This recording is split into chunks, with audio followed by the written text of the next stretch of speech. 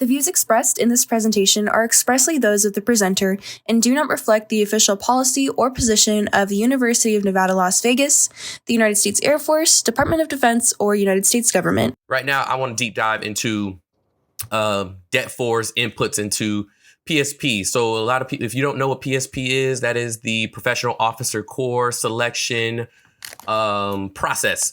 So that is what determines who gets a slot on the other side to be officers. Okay, it's a very selective process.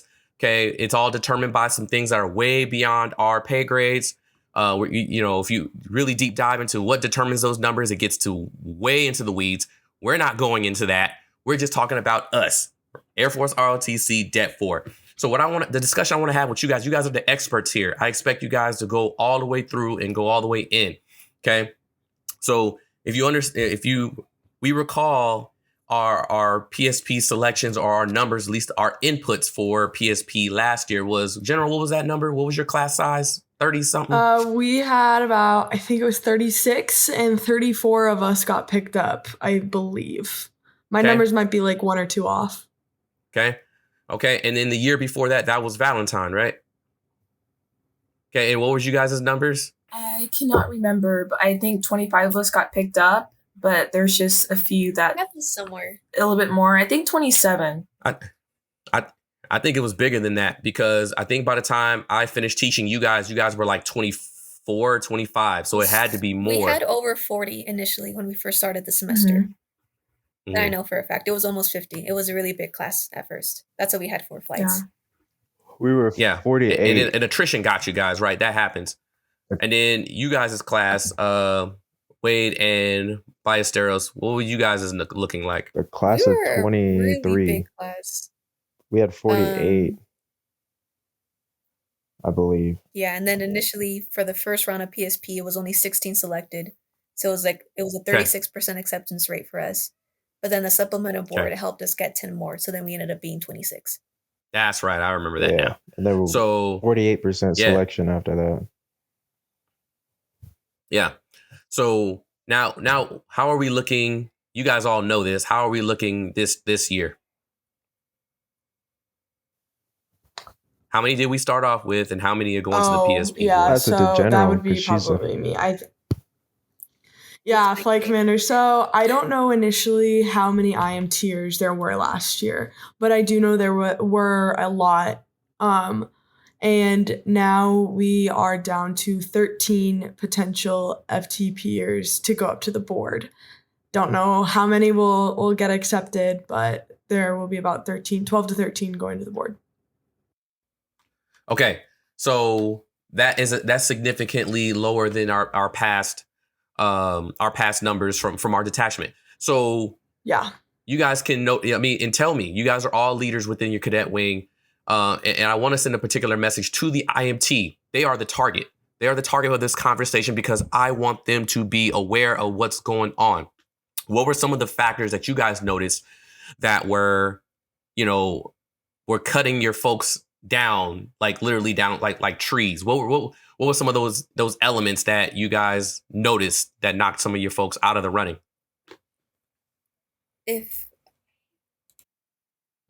So, I know for this class, the FTPers right now, a big thing was this AFOQT change that they did mid-semester of you, instead of saying, oh, you need to attempt the AFOQT, oh, no, you need to pass the AFOQT. And that took a lot of people out because people might not have passed it the first time. And I even talked to an old cadet who was like, oh yeah, I just straight up didn't catch the memo that we had to have taken it, or we had to have passed it. So I was about to go into the semester of only attempting it. So I think that's the big one for this class. What else? What else are some of the elements that just knocked folks out of the runnings? I would say definitely GPA and PFA. They weren't yet qualified yet to even pass on to the next semester because their GPA, it already would be as it is from that December. That would be going on to their PSP package in their PFA. Yeah. Sorry. Yeah, that was something that I was going to say was the top priorities. That's the biggest thing I thought was lacking from their class was GPA, PFA. And that's something that we've been like really installing into the IMT this semester. Starting now, like you have to be on top of it now because it's going to catch up to you. Because like at the end of the day, if you don't make it into the program, you still have your degree. And like if you're failing, if you're being a really good cadet, but you have like a bad PFA score, bad GPA, like you just won't make it. And that class is a prime example of those who prioritize maybe their cadet performance over their academics. Were there any on your level? Did you guys detect any external factors outside of that would that impacted? 100%. Okay, what you got? 100%. DOBMERV. Let's talk about that for 30 seconds. Genuinely, people who have conditions where it's unchangeable, and it's almost sucks because then they'll come back from being DOBMERV being like, oh, I wish I could change this. And it's like, don't beat yourself up. You can't change what you're given. But, you know, you can bloom where you're planted and find something else. So I think DOBMERV is a big thing because DOBMERV will get people on the most random things. Like I heard about a case with this one girl who had eczema on her arms. And they were like, nope, you can't be in the Air Force because of that. So. Yeah, we're not doctors. So I guarantee you, cadre, we feel for you guys because you guys got some really sharp potential in every one of your classes. That they get hit by DOBMERV and there's nothing we can do about it. There's nothing we can do about it. We are not doctors. We cannot do the thing. So, but we feel for you guys. But in addition to this, I want to add this: behaviors, patterns. What are some of the things that you guys saw? Because I'm sure you guys could have just, whether you saw it in their behaviors, elite lab evaluations, things of that. You know, people are on the ball, right? So I'm asking you guys, were your predictions for certain people pretty accurate, or was it a factor in some of those people that dropped out? Did you see anything in common? Was there anything that you noticed in common when it came to their attitudes, behavior patterns, and things like that? Or is there nothing? I don't think I could be a good judge on that because I haven't seen this FTP class. I haven't seen another class under me go through PSP. And again, we had like a 92% success rate in my class alone. So again, I think I'm a little biased. So since I kind of got a chance to oversee training last semester, the biggest thing I noticed with that FTP class was like complacency. A lot of them were okay with just being average or below average. Like a lot of times their supervisors and flight commanders would be on them like, hey, like you need to do X, Y, and Z. And it's just like the care, like they just didn't care to grow. They were okay with just being where they are. And it's starting to catch up to them because now the new FTP flight commanders and training staff is trying to like instill some things into them that they should have already had as an IMT cadet. And this next part might be a hot take, but I feel like as a POC core, we might have failed them a little bit because as a POC, our customers are the GMC cadets and they are a reflection of us. And I think we're now playing catch up with the IMT. And we're trying our hardest to get ahead of it so that we don't repeat those same mistakes. Of course, with that FTP class, there's a lot of things that went into it. But as a POC core, like with our training, we could have been a little bit more intentional with it. And I think we're always focused on FTP and we never focus on IMT, but we forget that those IMT cadets are going to be the new FTP cadets. I just want to quickly just say, like, while I agree with that, but with what Valentine is saying, but I also disagree with that because it's like, you know, it should be something that the person recognizes early on what makes a good cadet because we tell it to them loud and clear every year. And, you know, as much as, yes, we are the role models, we are the examples, they shouldn't take that for what it is. Like, they shouldn't, like, not try hard just because, you know, some POC have an easier degree or easier POC role and sometimes say some things that are like, oh yeah, this is easy for me. Like it's going to be different for everyone. Like genuinely, people are going to have a harder time for on some things than other people. So I think it boils down to how much drive and determination are in those cadets because it's up to how you do it. Like I've had a flight commander in the past that wasn't very good. Like I've been told that too in my face, like now being a POC, oh, your flight commander this year was really bad. But it's like my flight still did great because we all were understood the baseline of we need academics and then fitness and then cadet performance.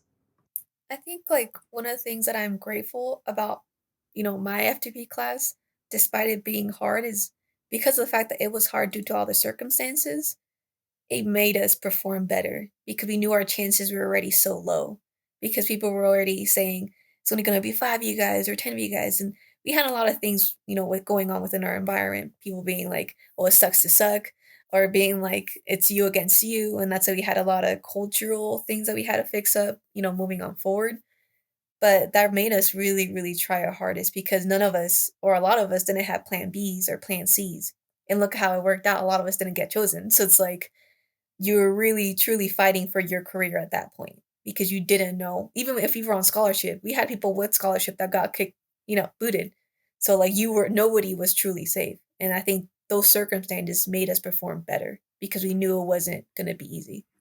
Yeah, I think for our class 2 years ago, going up to the PSP, we used your guys' class as an example. Like we saw like how much of you guys weren't probably going to make it. Like remember when we were 100s, there was a big talk with you guys saying like, hey, there's a big chance a lot of you guys don't make it. And it just like something in our class made us want to do better. Like that was a big driving force. Like we all just wanted to make it. And then I think going to general's class, at 92%, like everyone almost got through. So maybe this class that's right under just kind of saw as an example, last year's FTP class that most of them got through, like we'll be fine. And they didn't see what we saw in the previous years on how like cutthroat it was. Yeah, I definitely agree with that too, because while you saw visually what happened to Ballesteros and Wade's class, we got mentored by them while you were going through your FTP year. They were our flight commanders. They were our squadron commanders. And so we were constantly told that like nothing is ever guaranteed. And like, this class is probably going to dwindle. And so I think that was our mindset always going in. So we were never expecting as high as success rates as we got because of it. I want to put out a word for not only this is for the POC cadets out there, those who might be training cadets that are trying to get across the line. When you're in the position of evaluating and, mentoring cadets to get to the line, don't ever tell them your speculated results. It's like the worst thing that you can do is like, I think that the results are going to be this and this, and then you're just letting them build up anxiety in their minds. And that was some things that, I was really disappointed about when I was a GMC cadet is, just do your job and don't, try and make a facade for them to hope that they can get across. Just be honest.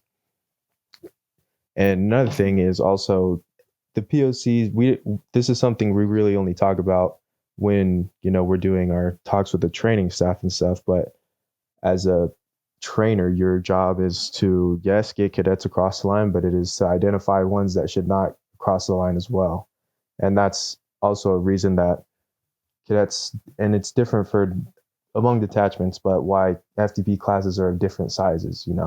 Our FTP class was 48 or 45 plus, and the current one is now 13 because of the differing pursuits of how we went about it. And it all depends on the cadre, because the cadre can take different approaches on it depending on the commander. Our previous commander, the goal was we're going to try our best and we're hoping that we can get as many across as we can, and we'll let, the blue suiters, the big blue, make the cut, and I won't do that. And now the current mindset is we're going to bring the best of the best and the best of the best only. And if you're not meeting it there, I'm not even going to recommend you, because I'm going to do that job myself, make my boss's job a little bit easier. So as you go about your training and you think back on why our detachment is the way it is now, those are the things that POC and upcoming should reflect on. Yeah. Okay. So, go ahead, Ballesteros. Go ahead. I was just going to say, I really do like Colonel's vision better because I got to be honest, there was some POC that I'm like, why are you here? And like once you get to the POC And just not like it's guaranteed, but it is easier for you to commission because you're already past that stage, right? And I'm like, and I still remember going to field training because there was so many commanders at that point that their perspective was, the Air Force will, eliminate them. But you got there and you're like, how are you even here? Like how I don't even know how you're gonna lead people once you leave here, type of question that you're just seeing all these people and their behaviors and their attitudes. But I think like in general, just moving back to here at Det 4, oftentimes I feel like as flight commanders or even training squadron commanders, we are really good at teaching people how to be better in ROTC, how to march better, how to do about HACES, how to be effective in the GLP, but we aren't teaching them how to be effective in life. Like you aren't doing that above and beyond thing and to make them sure it's like to succeed in other areas or get to know them on an interpersonal level, being like, I know, you know, why you're the reason like this, whether it's your mom just passed away, your dad just, isn't in the picture, stuff like that, like how can I help them help themselves in a way, And it's a lot of giving as a flight commander, but that's the burden of responsibility that goes with the job. And I'm sorry, but oftentimes people forget that as flight leadership or squadron leadership. Like you have to go that extra end because you can make it or break it for them. And from what I know, whenever you're mentored the most is whenever you're succeeded the most, and it's just how it is too. Yeah, 100%. So, yeah, go ahead. I think that's what separates a good trainer and a bad one is anybody can go out there and teach drill. Like we could literally grab 1,000 cadets from UNLV's campus and we could teach them drill in probably 2 hours. And we could have them doing column movements by the end of that 2 hours. And you can consider yourself a flight commander if you did that. But I think the ones that are really successful are the ones who are digging in and addressing those really tough things that you probably never talked about with, any of your friends or anyone before. Probably only things that like your parents would say to you is, oh, you have an attitude problem or you have a very bad communication. The debriefs that you have with your cadets at the end of the week, if you're just telling them, your drill knowledge is really bad, make sure you come back next week and it's better. If that's what you're leaving cadets with, then they are not going to be ready. And unfortunately, you're the one that's causing them to probably not get selected. From my experience, the cadets that do the best that are currently in our program are the ones that either I know I personally have talked to or others have really dug down deep and said, this is something that we need to really change about you because I think it's going to take you to the next level. And if you really care about it, they're going to care about it too. And they're going to shoot up to the stars. 100%. I think it happens every time. So that's a nugget. So with that, again, I mentioned that, in my opening statements that when a cadet, does not make the cut and they don't do their thing, I take personal accountability for that too. I don't take it fully, right? I do ask myself, is there something I could have done better to trigger that light bulb, right? I don't just go to bed and turn go into my bed and, turn the AC on and go to sleep. I don't do that, right? I do think about it. I do reflect on it. And I guarantee you every last cadre member thinks about it.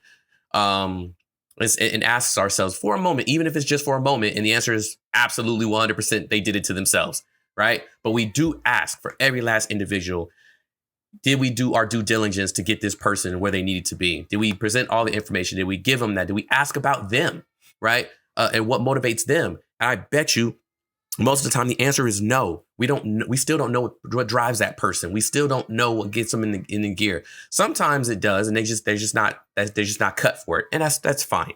But let me go ahead and give you guys the actual real how we feel as cadre. Okay, show up just ready to roll. Show up just ready to work it out. Show up, saying, hey, I don't know exactly what I'm going into, but I'm gonna give it my all. Right. I'm going to ask those questions. I'm going to do those things. I'm going to do my due diligence. Right. I'm not going to be mediocre. This is the United States Air Force and Space Force. And this is not, this is an officer program, not the enlisted program. And I'm not down in the enlisted program. You got to be a thinker in the enlisted program. right? You go to the enlisted recruiter, they're like, you need this, and this. Well, the Navy doesn't require that. Well, the Army doesn't require. Well, you're not joining those departments. You're joining this one. So if the enlisted corps getting in there is hard, what do you think about the officer program, right? We need, the enlisted need people who can not only do the job, but lead. So I think here's the thing. Here's where I think the change dramatically happened, and the IMT needs to get this down now. Okay. When Colonel Young took command and he sat down with the old cadre and the new cadre, he said, what do you guys spend the most time on? And it's not, the juice is not worth the squeeze. And we all looked at each other. That was Major Carpenter. That was Major Belisario. That was myself. That was Major Baker. We all looked at each other and said, we spend too much time chasing cadets. We pursue their commissions more than they do. And that's wasting our time. And he sat there for a second. He said, oh, that's easy. I said, we just won't chase them.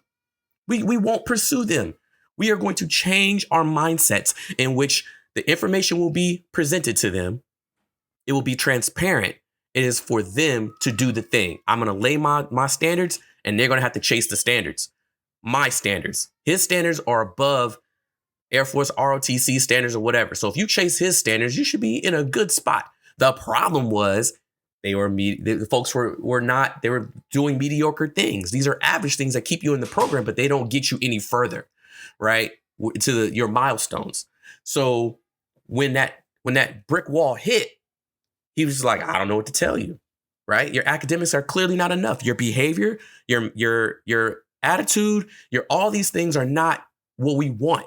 So you simply hit the brick wall and you go, right? And we move on, right? Because there's a lot of people on our boat and we got a place to go, and you guys are not pedaling. You guys are not, you know what I mean? You're not helping out at all. Like you're not helping yourselves. You're wasting a lot of time, your personal time amongst all. So once that culture got set into the mindset, I don't know if you guys noticed, there was a change. I think Valentine, Wade, Ballesteros, I know you guys noticed a change in mentality. We were like, no, here's the information. You chase it. If you have questions, you come ask us. We're not going to come in there and say, well, why aren't you doing your stuff? Like, no, we're going to wait until you hit that wall. And then we're going to be like, I don't know what to tell you. You know what the academic, what the priorities are. So that's what we ended up doing in order to make sure that you all know that for the next generation, hey, this is a big boy, big girl program. Here's the information. Go seek the mentorship, right? And put it all together. So that's where we got at. There's some things that are uncontrollable, right? Such as DODMERB and things of that nature. We can't control that, right? We got that. We understand.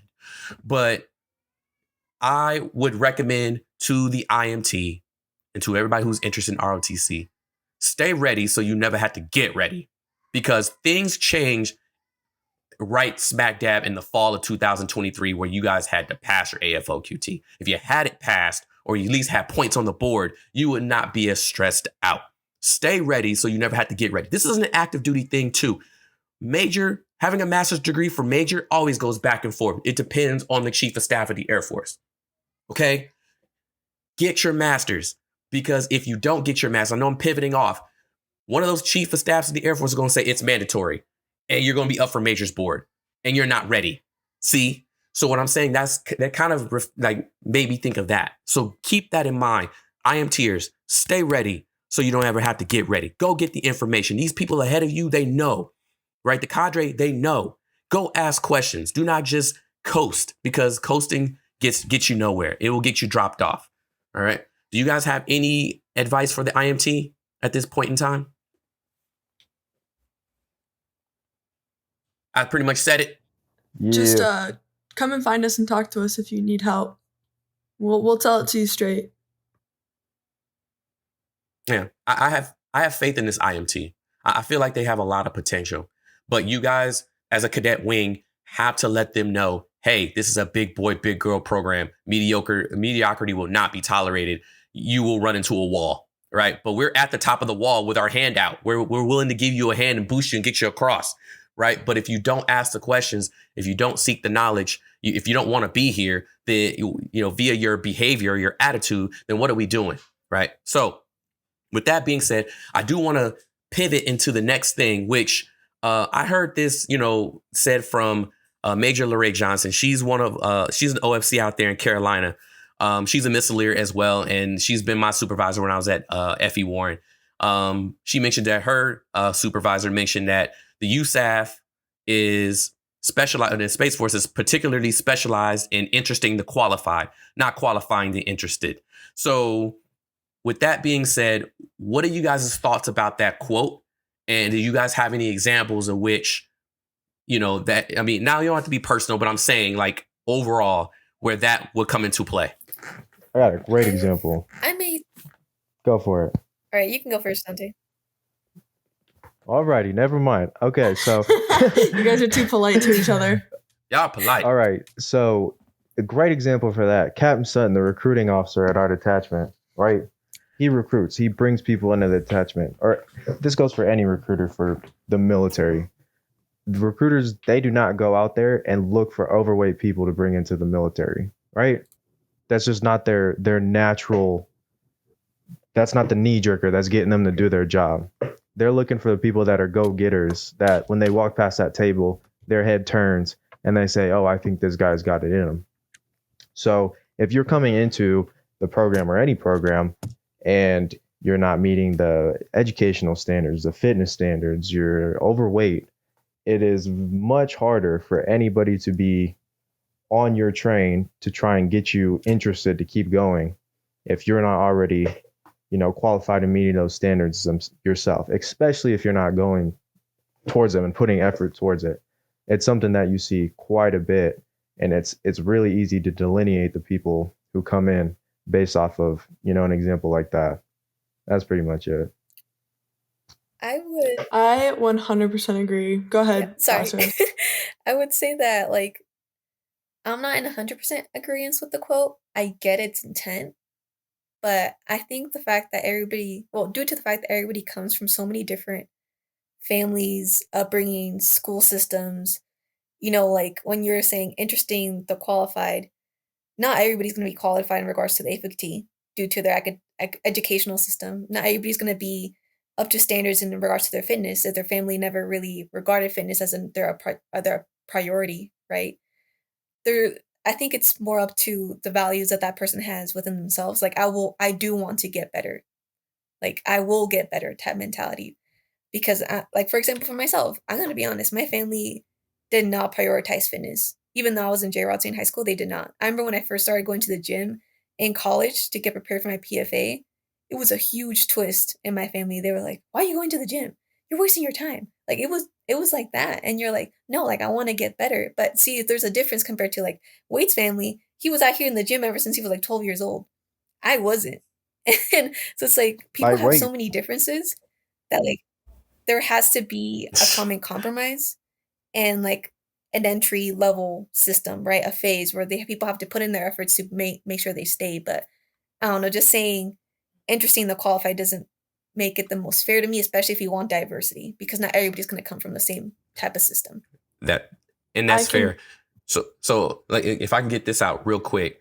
So no worries. The primary objective of the United States Air Force and Space Force DoD is interesting those who are already qualified. If the interested walk in the door, then sure, I'm going to give you the information. There's a lot of ROTC cadets who come in, they're overweight, like Wade said, their academics are not great, but they can get into the program or whatever. That's what Captain Sutton is designed to do. He filters through that stuff and says, okay, but no kidding, this is what you're going to have to do, right?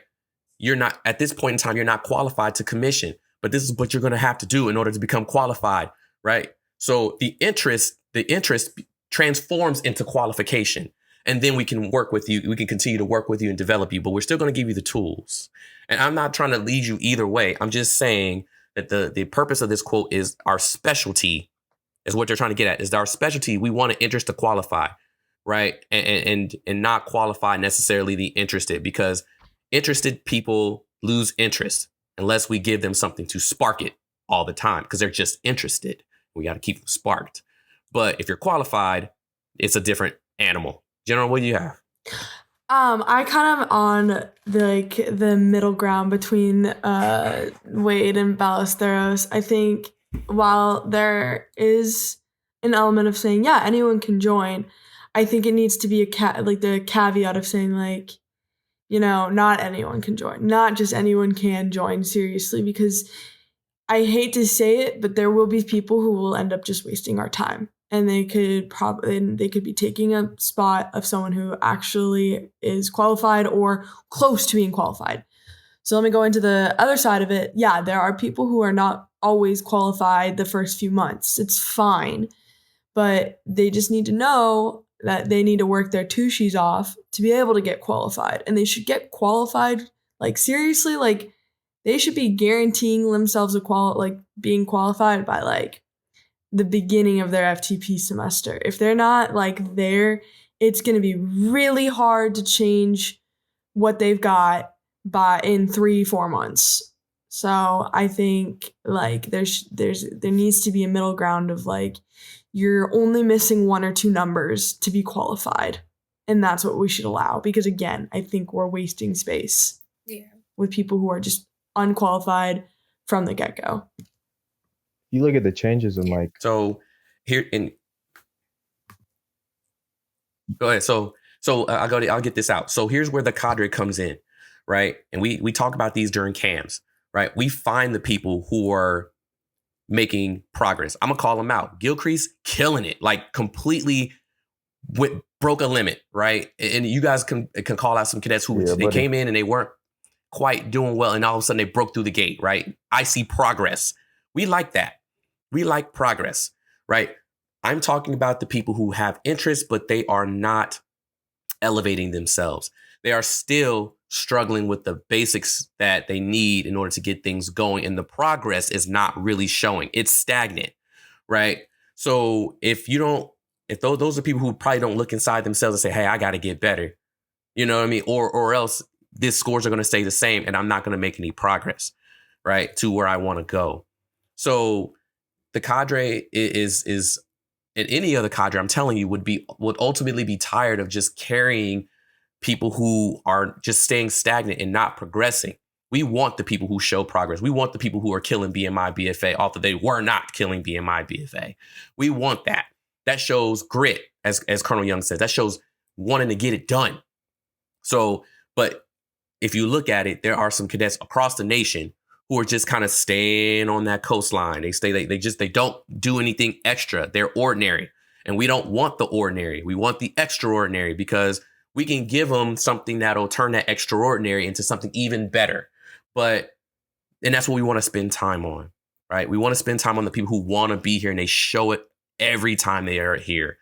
They might not have it when they first walk in the door, but if they can show adaptivity and they can show that they're trying to get there, then that's the people we want. We want them to, right? Like I know, Ballesteros, in the beginning, you said, man, my PFA wasn't great, right? My first one wasn't great. But where are you at now, right? You made progress to that point, right? So, and that's why we changed the rule back 3 years ago, some odd years ago, because everybody deserves a chance. Everybody deserves some grace and some mercy, right? When it comes to getting to the expectations. But if you're in and you're just doing the same thing, kicking out the same amount of energy, right? I don't know, right? It's debatable.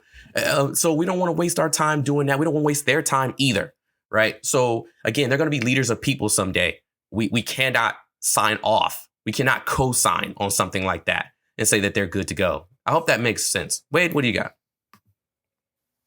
I was just going to kind of tie it back to that. He's still here? Yeah, okay. Yeah. I was just going to tie it back to how we were talking about the AFOQT, how they made it now like a pass thing. And, kind of the theme of this podcast and what we're talking about with PSP and all of that, the Air Force is getting smaller and smaller every year, where the intent is to make the Air Force a more small and lethal capable group. So I think that going forward, it's only going to get tighter. It's going to be looking for those more top prospecting cadets who are already interested, and because of that interest, already got themselves qualified. Because we're not going to play games with you trying to take 3 attempts on the AFOQT when you got 1 month before the PSP board, and maybe you're overweight and you haven't lost any weight in the past, 1 year that you've been in the program. I think it's going to be a lot harder for those kind of people going forward. And you really got to be about it. if you want to get through. That's it. Yeah, the only thing like I would add to this is like I understand there's certain metrics that we deem as qualified. And there's some people that look absolutely fantastic on paper. You know, PFA, good AFOT, good GPA. But as a person, you're like, oh, this like they're gonna not be good for other people when they, commission. So the only thing I would say, and I feel like our cadre are pretty good like here at Det 4, but like I don't even know if there's gonna be other cadres listening to us. Just really dwell deep into the character and personality of that person that you're trying to commission, despite them looking good on paper. Like you got to make sure that they kind of like the whole general, 2-star general concept, right? He looked good on paper, and look what happened then. Like I don't know, just being careful. Like truly, not just they look good on paper. Okay, cool, let's commission them. Like no, like be really introspective. And that's why Cadre jumped in there a couple years ago when Colonel Young said that was one of his big things, right? Okay, let's ask the cadet wing about these people, right? Because we as cadres see what we see, right? They're not going to act a fool in the det for the most part, right? But there's some things that you guys know, right? There's some character traits that you see, behavior patterns that you see that does not look good on paper, and nor does it ask, right?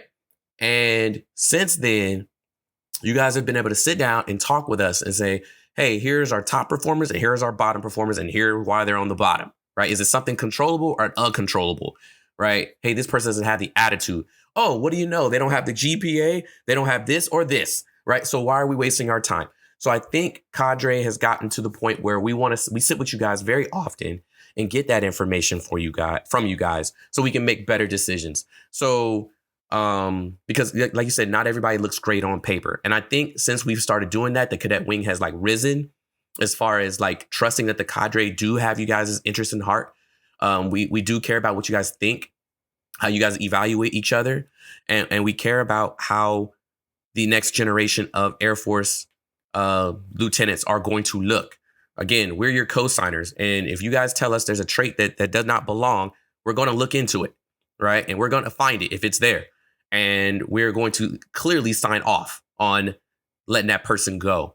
We want people of character, right? And they're qualified. We want that too. We want their behaviors and their attitudes to be infectious in a positive manner. So I think a lot has changed since Colonel sat down and we all got the chance to talk to him and get it straight. A lot of things have ironed themselves out. And I think that's the reason why, things like PSP and things have changed. It's a dramatic change. I'm thinking it's dramatic because we changed dramatically. We changed our culture, right? And we don't carry, everybody across the PSP line. You got to walk yourself down there, right? At the end of the day, you got to get yourself across. So, here's your backpack full of knowledge, right? And you got to walk yourself through there, because that's just the beginning. Because when you make it to PSP, that ain't it. When you make it to lieutenant, that's not it, right? When you make it to captain, that's not it. It gets worse. It gets harder. So we're just simply trying to prepare you for what the challenges are ahead. We don't have the words for those. You just have to figure that out on your own via your battle scars. But the little things that we can do here at ROTC, like Colonel said, 4 or 5 year interview, that's what we're looking for, right? Some things are recoverable and some things are not. So with that being said, we'll go ahead and pivot that. I appreciate you guys' input. That was really, really productive in my opinion. Okay, so just to kind of soften the mood here, make sure, everybody ends on a light note because we've been out there doing our thing and getting brutal out there. It is what it is. We got Cadet Valentine. She's going to give us the game of the week so you guys can get to know us a little bit better. It'll be a little bit challenging for us. So by all means, Cadet Valentine, please do your thing, all right, man. Guys, so today we're going to play a quick round of hot seat. I'm gonna go around just asking each of you a question, and you guys have about 5 seconds before you start answering.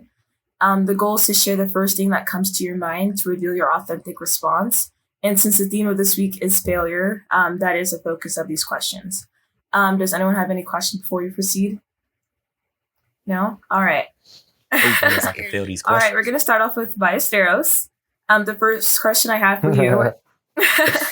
If you could go back and fail at something again just to learn the lesson you did, what would it be and why? being flight commander. What? No, being wing commander. Sorry, I meant to say wing commander. Oh, Yes. okay. Yeah, And the lesson being, you're not going to make everybody happy, but as long as you know you're doing the right thing, it's okay. Okay. oh, that boy Amen. good. All right. This next one is for Captain Sledge. If failure had a flavor, what would it taste like and why? Cantaloupe. Absolutely 100% cantaloupe. Yep. He hates that stuff. I hate cantaloupe. I hate watermelon. I hate melon. If I was on an island of cantaloupe, I would be dead. Oh my Okay? There's nothing I can do about it. I can smell it a mile away. It's horrible. Sometimes I I'm swear gonna I'm bring it pregnant into class. because that see that's how you're gonna get an F. So it's like don't be messing Cantaloupe's around. great, man. All right, I can't do cantaloupe, please. Okay. Do not. Okay, so if failure had a taste or a flavor, it would absolutely be 100% cantaloupe or onion. Okay. But I'll go with cantaloupe. All right, this next one's for General. Share a failure that felt devastating at the time, but ultimately led to unexpected positive outcomes. Okay, so this is taking it back to high school for me. I was super cocky. I was gonna move up to like the next level of the dance classes. It was I took dance in high school, and I did it for about So you think you can dance? 10 years. Dance. So I was super cocky and was like, yeah, I'm gonna move up to dance 4, like easy, no problem. Like I had barely like worked on the routines for the tryouts and stuff like that, and I was like super again cocky that I was gonna make it. And I was working with a partner, and she was one of my friends at the time. She was super nervous and was like super not into it and was scared and stuff like that, and she practiced a lot, and she was like, I'm probably not gonna make it. And then how the tables turned, I didn't get it, but she did, and I was devastated. I was crying. It was right, like they announced it literally the Friday before spring break, so I was crying all spring break. I was super sad, and it just led me to, want to move up. So that next year, I completely dedicated myself to working and like asking for feedback from my teacher and being like, what could I do to like get better so that I can be in the next level? And she just consistently coached me, and I consistently tried to work on making it better. And there you have it. I moved up for the next, the 2 tryouts preceding that. I moved up both times. That's good. I'm happy to hear that. This next one's for Wade. What's the most bizarre or unexpected thing you've learned from a failure?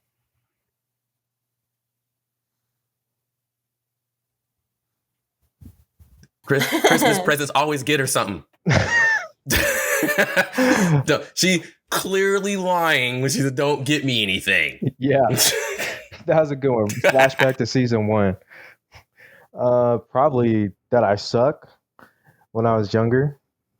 I do a lot of sports and stuff and hang out with a lot of family. And I'd always be like, I don't know, being athletic because of all the sports that my parents put me through. And like, I'm not saying developing my personality through all of that, but I was always like, man, as long as I try hard, I can do it. But then some things, I just suck at. Like when I was coming up through elementary school and middle school, right before I moved to Vegas, I was in like advanced, I was like right in between normal people math and advanced math, like those accelerated classes.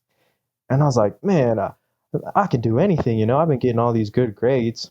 And then I take this placement test with there's like 4 of us in our class that got selected to take this test, and we all take it. And everybody get their results, and everybody gets their results and passes. But I fail. And I was like, damn, I suck. And it was just like that bittersweet taste that I'd never had before. But I think that the taste of that failure was sweet because I was like, man, and look at me now. I finished Diffie Qs in college. So, Thank you for sharing. In your face, Charlie Murphy. Yeah. All right. This next one's going to be for Ballesteros. Describe a failure that in hindsight you could laugh about now. Oh man. Like none of them. This is not really a thing. Okay. I don't know why this is the first thing that popped into my head, but I don't know if this like actually counts because it was something so small. But I remember, I don't know if it was while I was a wing commander or if it was while I was a TRS, but it was during an LLAV, and somebody, the topic was to talk about reveille, but for some reason I didn't know what the word reveille meant. And in front of everybody, I was like, "Oh, it's that dun dun dun dun music with the trumpet." Like, I don't know. I said it like publicly as if like whatever, and like kind of want to like. And then it was LT Mitchell that turned to me. He's like, "Reveille? You mean reveille?" Like, I mean, like so disappointed, and I was just in front of everybody, and I don't know why in that moment I was like, "Oh my god, swallow me, Earth!" Like, I was like, I for some reason did not even know the name, but it was so funny, and it was something so small, but I got so embarrassed, and I'm like, they're gonna make my call sign reveille or something. I was really out here thinking it was gonna be next to me for like the next 3 years. No, I feel that. But yeah, like you said, like something that was so small for others, but it was so big for you and that you kept holding on to it. But that's good. You can just laugh about it now. All right. Sir, this next one's for you. Captain Sledge, what's the most valuable piece of advice you received from someone about dealing with failure? Oh, that's pretty easy. There are two types of people in the world. There are people who have hooked and people who will hook. For those who don't know what hooking is, this is for the flyers. When you take a ride and you hook a ride, that means you did not do very well in that ride. So, and you have to reaccomplish the objectives. So that's for, you Wade types, all right, who trying to fly. Yeah, When you hear the term hook, yeah, that's not a good thing. It's literally hooking you back to where you were. And it is a safety mechanism. Because the reason why you hooked is they just want you to have more familiarity with these objectives before you progress on forward. So, of course, I was going through RQ-170 training out there, Creech Air Force Base, my home planet, 30th Reconnaissance Squadron. And I was a brand new sensor operator. Most people go through MQ-9 or MQ-1. MQ-1 was fading out. But I got put into this program where I didn't have any RPA experience at all. Believe it or not, Colonel Williams was the program manager in Virginia that told the 30th Reconnaissance Squadron to recruit people like me. And I ended up being his first. So, and I was able to tell him now, I was like, that was me. Like, he was like, no way. I was like, yeah, that was me. Anyway, the point is, it was very, very, that aircraft and that platform was very hard for me to learn. Usually because MQ-9 is a little bit more basic, but RQ-170 is a little bit more advanced. And I just went right into the advanced. And it was difficult for me to grab it. And I was down because I got, hooked a few times. And the DO, his call sign was Animal at the time. And he was like, man, I was like, I know you're going through it right now. This whole thing is experiment. But there's two types of operators here in the squadron. And there's people that hook and people that will hook. It's like, and don't worry about it. Like, you'll be okay. Like, and for enough, he's the one that gave me the grace and mercy in order for me to progress through 30th Reconnaissance Squadron flight training unit. And I was able to become a sensor operator for that reason. Wow. At that point. Thanks for sharing that, sir. All right, General, you're next. Buddy. Describe a failure that made you question your beliefs or assumptions, and how did that change your perspective? Oh, that's hard. So to re-clarify, describe a failure that changed like my point of view in life type of idea? It made you question your beliefs, and then from that outcome, how did it change your perspectives? Ooh, it burns. It's hot. It's hot. It's hot. It's hot. This is hard. I'm like, it's okay. Whatever comes to mind, just start speaking. How do you think about that in 5 seconds? I'm like, yeah, thank you. Look at my whole life. Look at 5 seconds of your previous life. I don't know. I've had issues in the past. I'm not going to get too specific on them because they're a little personal, but I've had issues in the past where like I got really hurt, and it made me question like my beliefs in my religion. And I was just like, why did this happen to me? Why did like my life path get chosen for me like this? Cause this is just like a hit in the heart, or like someone, like it felt like I was just like completely heartbroken. And so it hurt a lot. And so it made me question it. And it definitely it changed me in ways where I have still had to reap the repercussions and it's been like 3 or 4 years, maybe even 5 years now, and it's just like I still have the effects, and every once in a while it'll get brought up, or every once in a while like I'll just be like, oh damn, like I'm doing this because, or like the way I'm acting and the way like I'm like my walls are up are because of this one issue so long ago. Okay, sorry for putting you on the spot there, but thanks for sharing. No, you're good. That was just like a loaded question. There's so many, but also like none at the same time. Right. Wait, this last one's for you. If failure were Let's get it. if failure were a superhero, what would its superpowers be? Dang. Dang, how come I didn't get that question? 5, 4, 3. Yes, reflect now. Give me an answer. It would be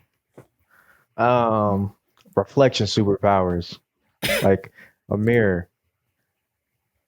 Okay. You know what that is? Does that make sense to you? Elaborate a little bit. Like, I could get on board with there's that. no like Marvel or yeah. DC characters that had that superpower, but they're like, imagine one where if somebody, I don't know, shot a projectile at you or something, you could, I don't know, summon a mirror or something that would reflect said danger back. That would be Almost the making superpower. you look at a No, point just of- look at me. Look at the Look mirror. at you from a different Look at point of you. view. They Look would at have the like mirror. they would have like trans powers, not trans like men trans, but like trance, where they could like make you look in the mirror and you would see all the failures that you've gone through in your life, and you will crumble and succumb to the Some pressure. like a Snow White. looking glass kind of thing. Why did you bring that one back? Ugh, like I hate like that one. a like a looking glass sort of thing, but it's just all failures. Yeah, and that's how they defeat you. They Yeah, I don't want to they go make- back there. They make you look at make you fight your demons. Parents, Ugh. you have a that's So this I is just got story over that one. with like the Mhm. mirror, like mirror, mirror on the wall. Who's the fairest on the Yeah, wall? Like the queen notices totally. not her, it's Snow White. Yeah, Tran would be. Yeah, he'd break the mirror. Tran has no regrets and failures at all. Trying to live in a dream. 0. Yeah, Hi, Tran. yeah. Tran, he's on there. What about Choni? Is she still there? Cam Cronister, you still floating around? Take your I am exit. here. Turn right in 3 miles. She's still Okay. trying. Got off at 54 Bravo. Yeah, you're like 40 minutes late. I'm good. Oh, okay. My bad. This is what that counts. Make a legal Okay. U-turn. Do you have a question for Yeah. Valentine? This one's probably going to put you on the spot because it's one of the last ones that I wasn't going to ask. I thought it was too hard. Yeah, do that. If you could Do that swap one. failures with any famous person, dead or alive, who would it be and why? Jeez, that's Ooh, rough. yeah, well, I would do that Yeah, be one. careful with that one. You get the I easy know, ones. right? What do you mean easy? That's an easy one. Just answer the question. 5, 4. Just answer the question. Literally, the only failure I can think about right now is when Steve Hardy missed. Oh yeah, that's what I was gonna say. See, Oh, yeah. See, that's exactly what I was gonna say. Exactly. And like and that came to me because I'm Colombian and I was so thrilled for about 0.2 seconds and then he ruined everyone's dream. See, But he recovered. I don't know. Okay, so yeah, I guess I would swap a failure with him because he recovered so well. And it felt like the rest of the world was not angry the next day, but I still was. And it's because of like the rapport that he has set up behind you, which I guess could be a metaphor for leadership, right? Like the more time and effort you invest in your people and the better they know you, and the more often you give them the why behind a decision, when you aren't able to give them the why, or when you mess up and you're like, my bad, they're like, oh, don't worry about it. But it's when you try to hide stuff that they're like, she's shady. Yeah, it does. 100%. Make sense? I That's like a your good take on that. Y'all are brown nosers. That did not make sense. But they're like, yeah, that's great. I get it. No, I got it. Okay, I good. remember it. Just checking. so Steve Harvey's one of my mentors, folks. So I listen to him all the time, and I that's why I particularly thought of that story. I was like, first of all, I'd swap out with him because he's rich, but and he just Amen. recover and walk away. So, but Amen. I looked into that situation, and they said that they were just gonna. They told him when he was about to go out there, they said, "What are you doing?" And he said, I'm about to go out there and correct this. And they said, "No, we'll just get it in post. We'll just publish the right answer in the papers or whatever in tomorrow's meeting." He's like, "I cannot do that. Like, I've got to make it right." Like, and so against popular, recommendations or whatever the case may would have been, that would have saved his name and saved him that issue. He went back out there and went to fix it, and he was accountable. And yeah, he got all the scrutiny, he got all that, X, Y, and Z, and they still give him a hard time about it. But at the same time, what do we learn? He was accountable, and he did it when he did it. Now, I don't think most people would have done that. I think some people would have backed down and said, yeah, we'll get it in post. You know what I mean? But to protect themselves and save their names a little bit, because a lot of people don't read the paper. But you know what I'm saying? So, but he did. He messed up publicly. He came out and fixed it publicly, and I think that's commendable. So I know against Captain Chronister's wishes, she got 2 seconds of glory, but I'm cool with it. Like, I'm cool. And he's rich. So I'll be like, yeah, I'm cool. I'll go cry in a Bentley. Yeah. Yeah. So it was cool. Not bad. See, I told you she's under my wing. I told you that. Told you that. Okay, you guys are in good hands. You're in good hands. Sorry. What I was going to add is it was very noble of him to own up to his mistake, because he could have took the easy way out and just posted a message and said, all right, that was the winner. And kind of want to bring that back to the Air Force and a leader. It's very hard sometimes to get up in front of your people and take accountability, but the best leaders are the ones who do that. And it usually gives the people under them a lot more respect for that leader to do that, because again, they could take the easy way out and just let people thinking that mistake was okay, versus coming up there and saying, hey guys, I made a mistake. This is actually the right thing or the right answer. Cool. All right. Good stuff, you guys. Okay, so let's wrap this thing up. We got a little bit of time. So again, as we wrap this thing up, again, our theme is failure for those who are not tracking, into this thing. I want to just talk to you guys, because this is my time that I get to mentor you guys when it comes to failure. Like I mentioned before, several times, I have failed a lot throughout my life. As I approach my 40th birthday, I reflect on a lot of things in my life that I did not do so hot on. And I'm not talking about, being a kid, right? Kid is expected to fail. But as I reflect on my greatest failures, that those things still to this day hurt. But at the same time, they provide a lesson. Again, for every adversity, there's a lesson and a blessing for you guys to look for, right? So I want you guys to teach the others that same thing, because they will fail in this program. They will fail at life. You guys will fail as partners. You guys will fail as parents. You'll fail as officers. You will miss marks left and right. But again, the power of just being able to be forgiving and showing people grace and mercy. Hey, it's okay. I've been there, right? Is this person recoverable? And most of the time, the answer is yes. This person is recoverable. Now, I'm not saying that discipline ain't coming. I didn't say that. Discipline's coming. We got to do our thing. We got to hold it down. But I'm saying, hey, you got to let them know, hey, you're recoverable from this. It's okay. You hooked 7 times. It's okay. We're going to get you to where we need to be. Do not feel bad. Get your head up. And those are the times, and those are the people that, those are the times in the people that people remember the most. I guess that makes sense. So with that being said, I want to kick this back to you guys, because I want you guys to do a little bit more educating as we wrap this thing up. What we're, and not to get too personal, but I want to circle around the importance of the forgiveness and the grace and the mercy, right? When you guys hit a failure point in your lives, who was your superhero at the time? Who was your hero that said, you know what, you failed 10,000 times, but that 10,001st, you're going to be drinking out of the victor's cup, right? Don't worry about it. Who do you guys idolize when it came to your personal failures, that somebody that allowed you to get to that point of success?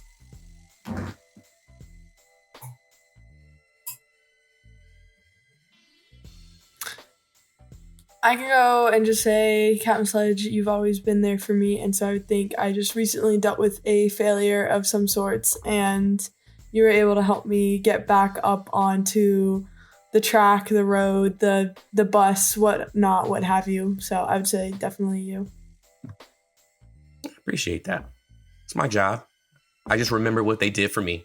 That's all it was. I ask you guys just to pass it down. Yeah, exactly. And it's like, if something like that, or something of where one of my cadets this semester, me being a flight commander, has something like that, I'll try and do the same as best as I can. And when I'm a lieutenant, captain, what have you, whatnot, like I'll definitely pass it down.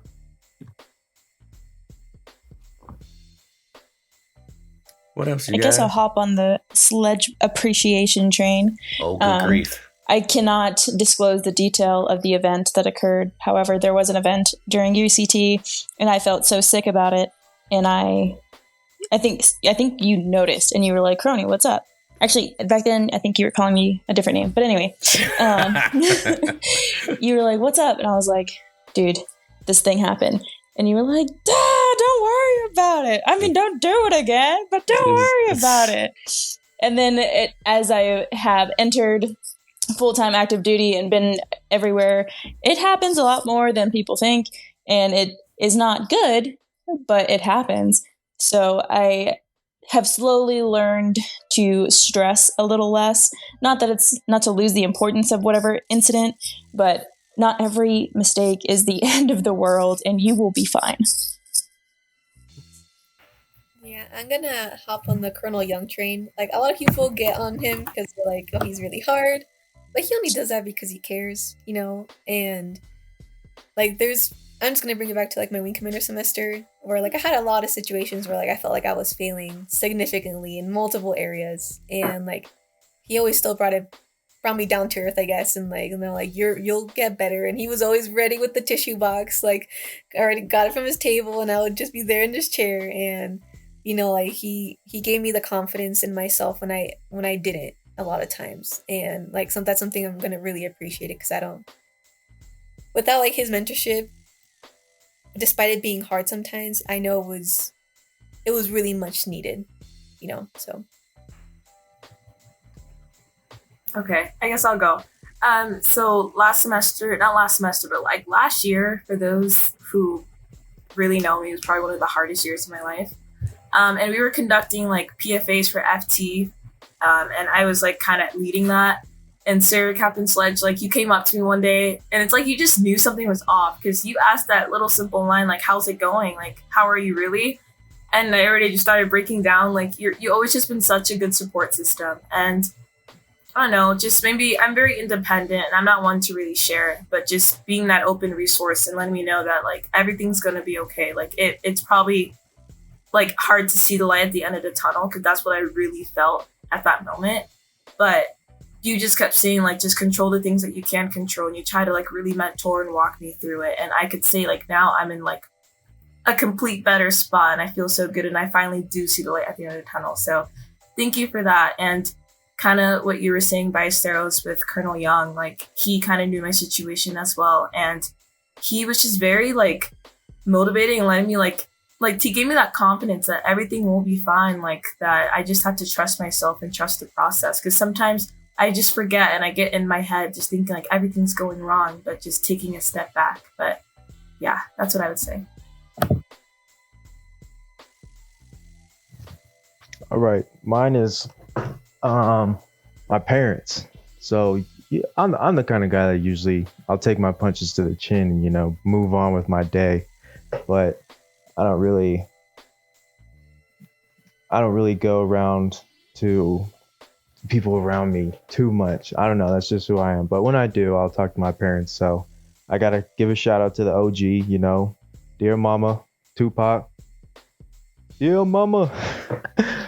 She's the one that usually always, she just likes to force things out of me, which is, I don't know, her specialty that she's, I guess, been doing for 23 years. So that's why it works. But that's usually, if I do ever feel the need to talk to somebody, Old Faithful, mom and dad, and my grandparents, that's it.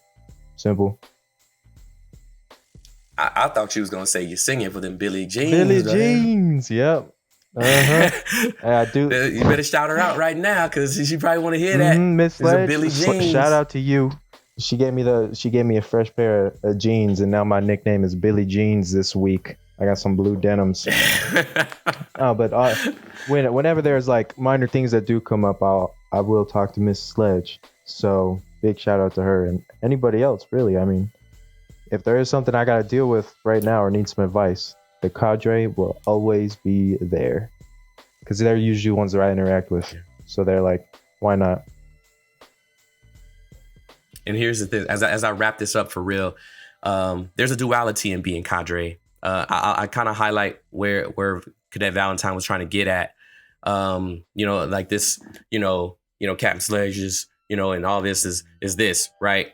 Or Colonel Young is this. It is sometimes where we are your heroes, and there's sometimes that we are your villains. And that's what I'm going to go into next week.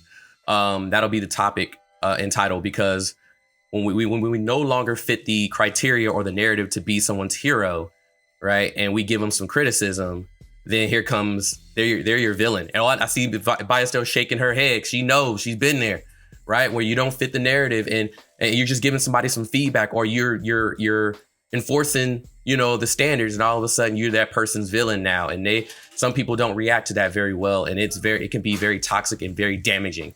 So I want to, that's definitely what we're going to talk about next, because people are afraid to give feedback because they are afraid to be looked at as the bad guy. Well, I, for one, don't care, right? If it needs to be said, it needs to be said. I said what I said, right? It is what it is. So make sure that you guys tune in, for the audience, tune in next week, because we're going to get down into the dirty on that one, because people are afraid to give feedback and they need to be getting that feedback. So with that being said, hey, everybody, talk to somebody who's different than you. Be safe out there. Be kind. You might learn something new about somebody else or about the world. Trust your divinity and the universe. All right. This is R.E.D Alert. Our team signing out. Toodles.